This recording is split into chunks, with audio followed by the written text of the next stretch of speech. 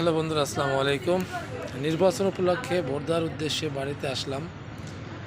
তো ঢাকাতে আমরা অনেক দিন ধরেই আমরা ঢাকাতে ফ্যান ছেড়ে ঘুমাই, বা ঢাকাতে অনেক শীত কমে গেছে, গরম পড়ে গেছে ইতিমধ্যেই। কিন্তু গ্রামে একটু ভিন্ন রকম বা ব্যতিক্রম, সেটা হচ্ছে আপনাদেরকে দেখাই। এ হচ্ছে